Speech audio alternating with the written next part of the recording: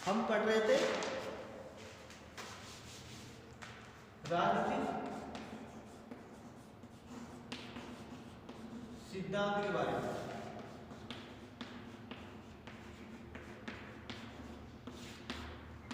हम पढ़ रहे थे राजनीतिक सिद्धांत के बारे में। राजनीतिक सिद्धांत जिसका अर्थ देखें तो ये दो शब्दों से मिलकर बना है, एक राजनीति और एक सिद्धांत। दो शब्दों से मिलकर बना है, एक तो है राजनीति और एक है सिद्धांत। अगर हम बात करें सिर्फ राजनीति का क्या अर्थ होता है, तो राजनीति का अर्थ होता है राज्य सरकार, सत्ता और संघर्ष। अर्थात राज्य सरकार, सत्ता और संघर्ष, इनके मध्य, राज्य सरकार और सत्ता के मध्य जो संघर्ष चलता है वह किस आधार पर चलता है? वह क्रमबद्ध व व्यवस्थित इस आधार पर चलता है। अर्थात राज्य सरकार, सत्ता और इनके मध्य संघर्ष के क्रमबद्ध व व्यवस्थित अध्ययन को राजनीतिक सिद्धांत कहा जाता है। इनके मध्य क्रमबद्ध और व्यवस्थित अध्ययन को राजनीतिक सिद्धांत कहा जाता है। तो इस हिसाब से हम समझे तो राजनीति और सिद्धांत दोनों के अलग अलग, राजनीति में हम राज्य सरकार, सत्ता और इनके मध्य संघर्ष, इसका अर्थ ये होता है, जबकि सिद्धांत इसमें क्या होता है, क्रमबद्ध और व्यवस्थित। अगर सिद्धांत किसी में भी जुड़ जाए उसका क्रमबद्ध और व्यवस्थित अध्ययन करना। तो इस हिसाब से राजनीतिक सिद्धांत का अर्थ हुआ राज्य सरकार, सत्ता और संघर्ष, इनके मध्य जो क्रमबद्ध और व्यवस्थित अध्ययन किया जाता है, इनके मध्य क्रमबद्ध और व्यवस्थित अध्ययन किया जाता है, उसे ही राजनीतिक सिद्धांत कहते हैं। तो इसमें हमने पहले राज्य के बारे में पढ़ लिया, सरकार के बारे में थोड़ी जानकारी पहले दे दी गई, राज्य के बारे में पढ़ लिया, सरकार के बारे में जानकारी दे दी गई। तो अब है सत्ता। ये राजनीति में सारा खेल सत्ता का ही है, अर्थात जिसके पास सत्ता है वो ही राजनीति में कुछ भी कर सकता है। राजनीति सारी सत्ता के ऊपर ही टिकी है। तो आज अपना टॉपिक है राजनीतिक सिद्धांत में सत्ता। आज अपना टॉपिक है सत्ता। सत्ता क्या होती है? सत्ता अर्थात अलग अलग विद्वानों ने सत्ता के अलग अलग नाम रखे। अलग अलग विद्वानों ने सत्ता के अलग अलग नाम रखे, जैसे लासवेल और केपलान। जैसे लासवेल व केपलान, ये विद्वान आधुनिक राजनीतिक सिद्धांत के वर्तमान आधुनिक विचारक है। यह लासवेल और केपलान राजनीति को ही सत्ता कह देता है, अर्थात राजनीति को सत्ता कहने वाले विचारक कौन कौन से हैं? लासवेल और केपलान। राजनीति को सत्ता किसने कहा? लासवेल और केपलान। इन्होंने कहा जिनके पास राजनीति है वही सत्ता में है, अर्थात राजनीति को सत्ता शब्द से लासवेल और केपलान ने संबोधित किया। लासवेल और केपलान ने संबोधित किया। इसके बाद में सत्ता को और भी नामों से जाना जाता है।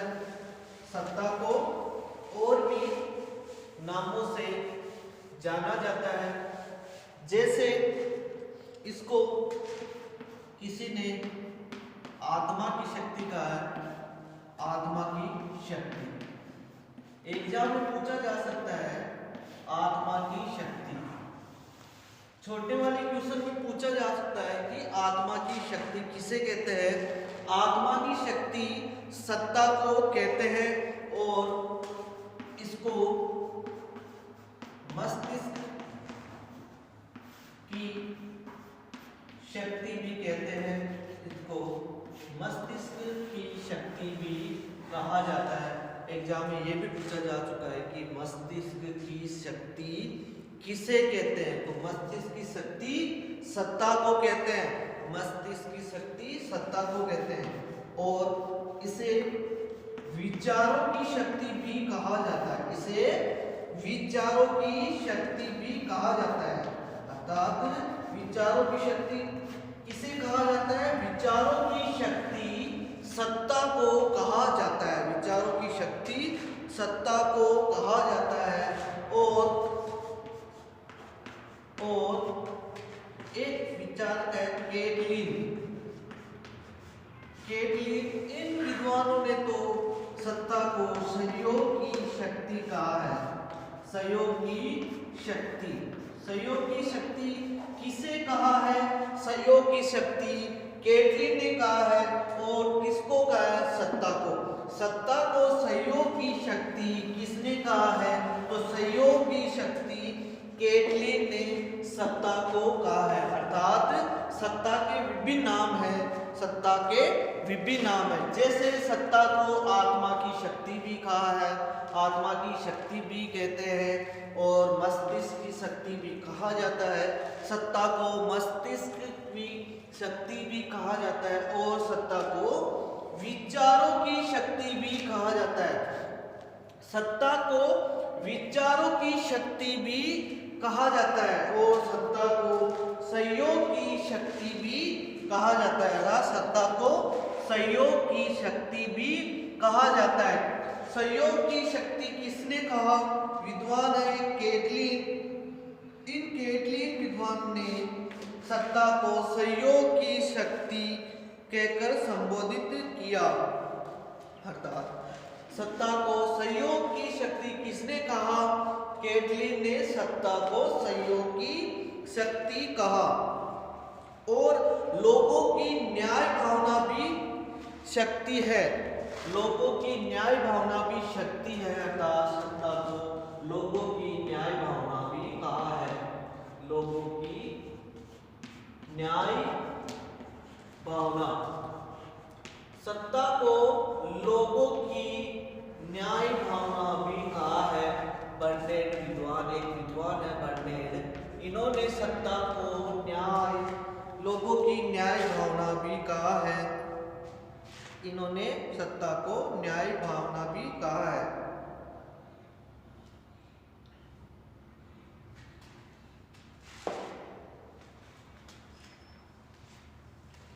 ये तो हो गए कुछ इंपॉर्टेंट। लोगों की न्याय भावना सत्ता को कहा है और सत्ता को आत्मा की शक्ति भी कहते हैं। सत्ता को आत्मा की शक्ति भी कहते हैं। ये छोटे छोटे जो पॉइंट है एग्जाम में पूछे जा चुके हैं या पूछे जा सकते हैं। और मस्तिष्क की शक्ति सत्ता को भी कहा जाता है। मस्तिष्क की शक्ति भी सत्ता को कहा जाता है। सत्ता को आत्मा की शक्ति और मस्तिष्क की शक्ति और विचारों की शक्ति भी कहा जाता है। सीधा पूछा जा चुका है कि एग्जाम में विचारों की शक्ति किसे कहते हैं। तो विचारों की शक्ति सत्ता को कहते हैं, आत्मा की शक्ति सत्ता को कहते हैं और मस्तिष्क की शक्ति भी सत्ता को कहा जाता है। अब यहाँ से सबसे ज्यादा क्वेश्चन बनने के चांस है केटलिन ने सत्ता को क्या कहा। तो केटलिन ने सत्ता को सहयोग की शक्ति कहा। तो केटलिन ने सत्ता को सहयोग की शक्ति कहा। केटलिन कहता है कि सत्ता सहयोग की शक्ति है। केटलिन कहता है कि केटलिन कहता है कि सत्ता सहयोग की शक्ति है। अब सत्ता को होप्स एक विचारक है राजनीति में, इंग्लैंड का निवासी है होब्स। इन्होंने सत्ता को राजनीतिक दर्शन कहा। राजनीतिक दर्शन, सत्ता को राजनीतिक दर्शन किसने कहा? होब्स ने कहा। होब्स कहता है कि सत्ता राजनीतिक दर्शन है, सत्ता राजनीतिक दर्शन है। और इसी राजनीतिक दर्शन को पुनरावर्ती या पुनरावर्ती वापस एक विद्वान है हीगल, इन विद्वान ने वापस राजनीतिक दर्शन शब्द से संबोधित किया। सत्ता को होब्स ने राजनीतिक दर्शन कहा और होब्स के बाद में हीगल ने इसी शब्द का वापस प्रयोग किया। ये तो हो गए उस समय के विद्वान जो सत्ता को अलग अलग नामों से संबोधित किया। इसके बाद में है 19वीं शताब्दी में भी अनेक विद्वानों ने अलग अलग नाम से संबोधित किए, जिसमें जिनमें नित्शे और त्रिस्के, ये जर्मनी के विचारक है। इन्होंने भी सत्ता को राजनीति का खेल कहा, अर्थात राजनीति का सारा खेल सत्ता पर ही निर्भर है। जर्मनी के विद्वान हैं नित्शे व त्रिस्के, ये विद्वान है, ये जर्मनी के विद्वान है। इन्होंने राजनीति का खेल सत्ता को कहा, अर्थात राजनीति में जो सारा खेल कहा जाता है वह सत्ता को ही कहा जाता है, वह सारा सत्ता को ही कहा जाता है। इसके बाद में हिटलर और मुसोलिनी, हिटलर और मुसोलिनी ने भी सत्ता को अनेक नामों से संबोधित किया। हिटलर और मुसोलिनी, इटली का निवासी था मुसोलिनी, इटली का निवासी था मुसोलिनी, जबकि जर्मनी का निवासी था हिटलर। इन्होंने भी राजनीति का सारा खेल सत्ता पर निर्भर बताया, अर्थात इटली के मुसोलिनी और जर्मनी के हिटलर, इन्होंने राजनीति का सारा खेल सत्ता पर निर्भर बताया, अर्थात कहा है कि सारा खेल सत्ता पर निर्भर है। इनके बाद में वर्तमान में एक विद्वान है।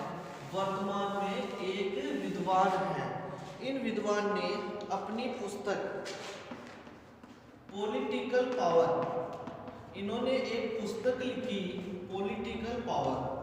उन विद्वान का नाम है चार्ल्स मेरियम।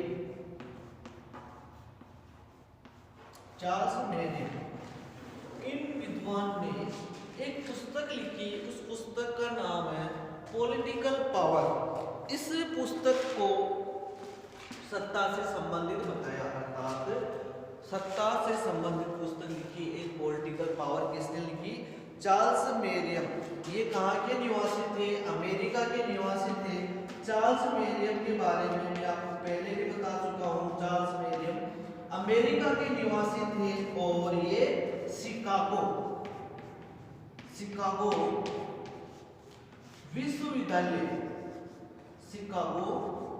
विश्वविद्यालय को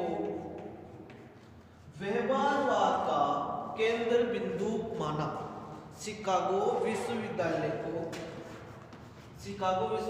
को व्यवहारवाद का केंद्र बिंदु माना। व्यवहारवाद का केंद्र बिंदु किसे माना? शिकागो विश्वविद्यालय को। इसीलिए चार्ल्स मेरियम को व्यवहारवाद के बौद्धिक पिता भी कहा जाता है। चार्ल्स मेरियम के बारे में हम पहले पढ़ चुके हैं कि व्यवहारवाद को केंद्र बिंदु किसे माना? शिकागो विश्वविद्यालय को। और ये कहाँ के निवासी थे? अमेरिका के निवासी थे। इन्होंने व्यवहारवाद के बौद्धिक पिता भी कहा जाता है। और इनके शिष्य है रॉबर्ट डहल। इनके एक शिष्य हैं रॉबर्ट डहल, जो चार्ल्स मेरियम के शिष्य हैं। इन्होंने भी शिकागो विश्वविद्यालय से शिक्षा प्राप्त की। रॉबर्ट डहल और एक अन्य शिष्य है डेविड ईस्टन। एक अन्य शिष्य है डेविड ईस्टन। इन्होंने भी शिकागो विश्वविद्यालय से शिक्षा प्राप्त की। तो चार्ल्स मेरियम का एक शिष्य है डेविड ईस्टन। तो डेविड ईस्टन को व्यवहारवाद के जनक माना जाता है। व्यवहारवाद के जनक किसे माना जाता है? डेविड ईस्टन को व्यवहारवाद के जनक माना जाता है, जबकि व्यवहारवाद के बौद्धिक पिता चार्ल्स मेरियम को माना जाता है व्यवहारवाद के प्रोफेसर चार्ल्स मेरियम को व्यवहारवाद के बौद्धिक पिता माना जाता है। व्यवहारवाद के बौद्धिक पिता किसे माना जाता है? चार्ल्स मेरियम को, जबकि व्यवहारवाद के जनक डेविड ईस्टन को। व्यवहारवाद के त्रिमूर्ति किसे कहा गया है? त्रिमूर्ति के दो या त्रिकोण के दो, व्यवहारवाद के त्रिकोण के दो किसे कहा गया है? व्यवहारवाद के त्रिकोण किसे कहा गया है? तो व्यवहारवाद के त्रिकोण 3 लोगों को कहा गया है, जिसमें एक तो नाम है रॉबर्ट डहल, एक है डेविड ईस्टन और एक है प्रोफेसर चार्ल्स मेरियम। इन तीनों को व्यवहारवाद के 3 मूर्ति या त्रिकोण कहा जाता है। क्यों कहा जाता है? क्योंकि इन्होंने ही व्यवहारवाद में सबसे ज्यादा कार्य किया। क्योंकि इन्होंने व्यवहारवाद पे सबसे ज्यादा कार्य किया, तो इस कारण व्यवहारवाद पे सबसे ज्यादा कार्य किया, इस कारण इनको त्रिमूर्ति या त्रिकोण कहा जाता है। व्यवहारवाद के त्रिकोण या त्रिमूर्ति किसे कहा गया है? प्रोफेसर चार्ल्स मेरियम को, डेविड ईस्टन को, रॉबर्ट डहल को। बहुत सारे एग्जाम में बहुत बार पूछा जा चुका है कि त्रिमूर्ति या त्रिकोण किन्हें कहा गया? तो त्रिमूर्ति या त्रिकोण रॉबर्ट डहल, डेविड ईस्टन और चार्ल्स मेरियम को कहा गया। व्यवहारवाद के बौद्धिक पिता चार्ल्स मेरियम और व्यवहारवाद के जनक डेविड ईस्टन, जबकि राजनीति विज्ञान के जनक अरस्तु को माना जाता है। जबकि राजनीति विज्ञान के जनक अरस्तु को माना जाता है। जबकि राजनीति विज्ञान के जनक अरस्तु को माना जाता है। हम पढ़ रहे हैं राजनीतिक सिद्धांत, तो इसमें राजनीति विज्ञान के जनक अरस्तु और आधुनिक राजनीति विज्ञान के जनक मैकियावेली। आधुनिक राजनीति विज्ञान के जनक मैकियावेली को माना जाता है और वैज्ञानिक राजनीति विज्ञान के जनक होब्स को माना जाता है। राजनीति विज्ञान के जनक अरस्तु, राजनीति विज्ञान के जनक अरस्तु, आधुनिक राजनीति विज्ञान के जनक मैकियावेली, आधुनिक राजनीति विज्ञान के जनक मैकियावेली और वैज्ञानिक राजनीति विज्ञान के जनक होब्स को माना जाता है। वैज्ञानिक राजनीति विज्ञान के जनक होब्स को माना जाता है और आधुनिक राजनीति विज्ञान के जनक मैकियावेली को और राजनीति विज्ञान के जनक अरस्तु को माना जाता है। ये कुछ फैक्ट है जो याद करने हैं। और व्यवहारवाद के बौद्धिक पिता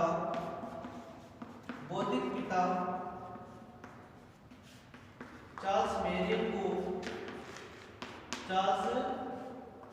मेरियम को और व्यवहारवाद के जनक डेविड ईस्टन को माना जाता है। डेविड ईस्टन को माना जाता है इसके बाद में हम पढ़ रहे हैं सत्ता में किसका खेल सबसे ज्यादा है?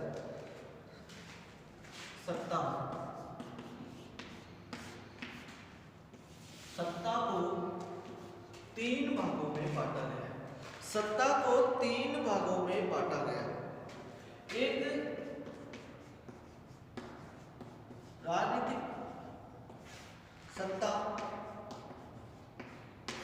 राजनीतिक सत्ता और दूसरी आर्थिक सत्ता।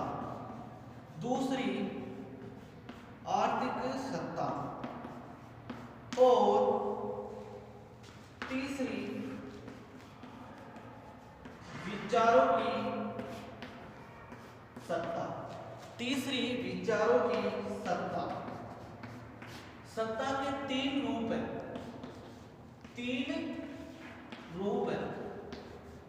तो सत्ता के 3 रूप हैं।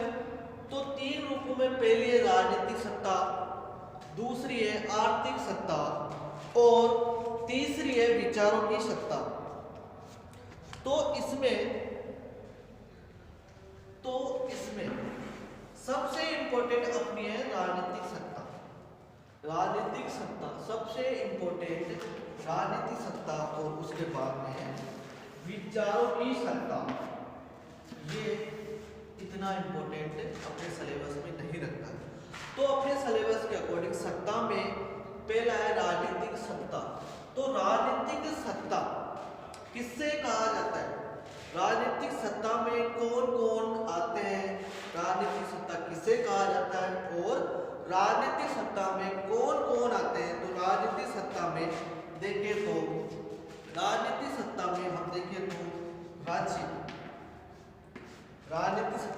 राज्य, विधायिका, कार्यपालिका, न्यायपालिका, सेना, पुलिस, नौकरशाही और राजनीतिक दल, दबाव समूह, कुलीन वर्ग या पैसा वाला वर्ग, पूंजीपति वर्ग और जितने भी गुट है और नेता है, ये सभी राजनीतिक सत्ता में आते हैं।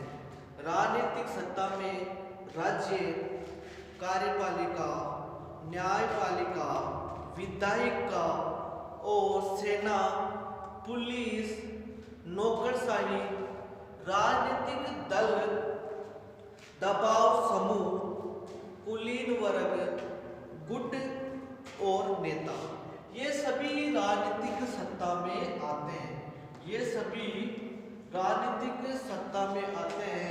राजनीतिक सत्ता में विधायिका, कार्यपालिका, न्यायपालिका, सेना, पुलिस, नौकरशाही, राजनीतिक दल, दबाव समूह, कुलीन वर्ग, पूंजीपति वर्ग, गुट और नेता आते हैं।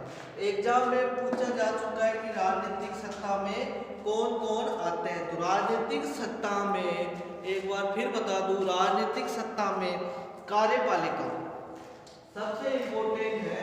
राजनीतिक सत्ता में कार्यपालिका,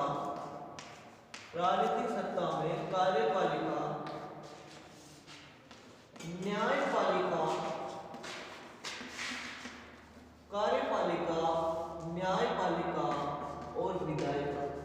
सबसे इंपॉर्टेंट इन 3 का ही रोल है। लेकिन राजनीतिक सत्ता में सबसे ज्यादा देखें तो इन 3 का ही रोल है, कार्यपालिका, न्यायपालिका, विधायिका। लेकिन पूछा जा चुका है कि राजनीतिक सत्ता में कौन कौन भाग लेते हैं। कार्यपालिका, न्यायपालिका, विधायिका, सेना, पुलिस, नौकरशाही, दबाव समूह,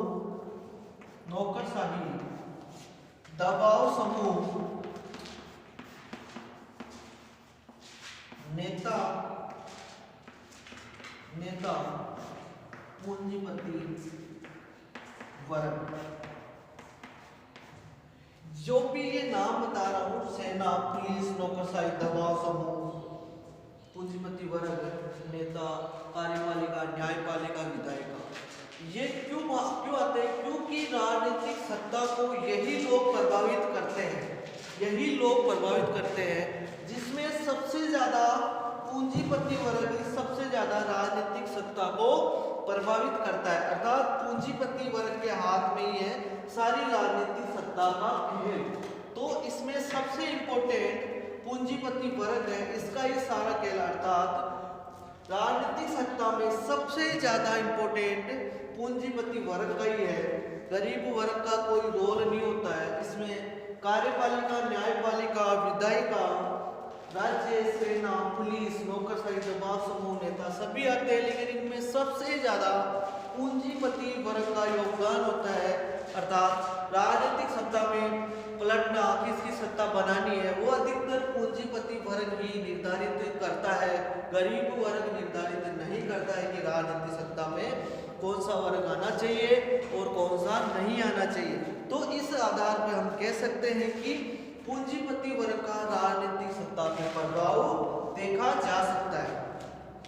आर्थिक सत्ता में उत्पादन और वितरण के स्वामित्व, अर्थात उत्पादन और वितरण का जिसका स्वामित्व होगा वो सभी आर्थिक सत्ता में आएगा। किसान वर्ग इसमें ले सकते हैं, किसान वर्ग जो मंडी में जाते हैं वो सामान बेचते हैं, वो आर्थिक सत्ता में आ सकता है। इसके बाद विचारों की सत्ता अपने राजनीतिक विज्ञान में विचारों की सत्ता भी महत्वपूर्ण रखती है। इसमें अंधभक्त आते हैं, अर्थात इसमें अंधभक्त आते हैं, इसको मनाने का अभियान भी कहा जाता है। अर्थात मनाने का अभियान किसे कहा जाता है, तो विचारों की सत्ता को मनाने का अभियान कहा जाता है। इसे अन्य नाम भी दिया गया है व्यवसायिक मत, अर्थात व्यवसायिक मत या वोट, अर्थात व्यवसायिक मत या वोट विचारों की सत्ता को कहा जाता है। विचारों की सत्ता के अन्य नाम मनाने का अभियान या व्यवसायिक मत, अर्थात विचारों की सत्ता को अंधभक्त लोगों में ज्यादा प्रभाव देखा जाता है।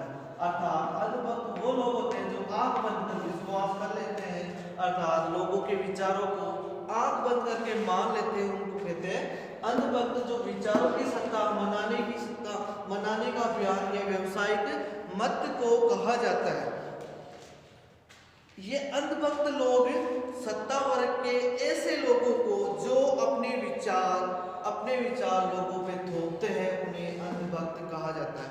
अर्थात जो सत्ता में रहता है और अन्य लोगों के ऊपर अपने विचार थोपते हैं या दबाते हैं उनको अंधभक्त कहा जाता है। इसमें विचारों की सत्ता को मनाने का अभियान या व्यवसायिक मत भी कहा जाता है। व्यवसायिक मत भी कहा जाता है। विचारों की सत्ता को मनाने का अभियान या व्यवसायिक मत भी कहा जाता है। एग्जाम में पूछा जा चुका है कि मनाने का अभियान या व्यवसायिक मत के अन्य नाम क्या है, कहा जाता है, तो इसे विचारों की सत्ता कहा जाता है। इसमें सबसे इंपॉर्टेंट अंधभक्त उन्हें कहा जाता है जिस पे विचार थोपते हैं और उन्हें आसानी से मान लेते हैं या कहा जाता है, इसे अंधभक्त कहा जाता है। ये तो था सत्ता, जो आज हमारा टॉपिक कंप्लीट हो गया है। अगला टॉपिक हम पढ़ेंगे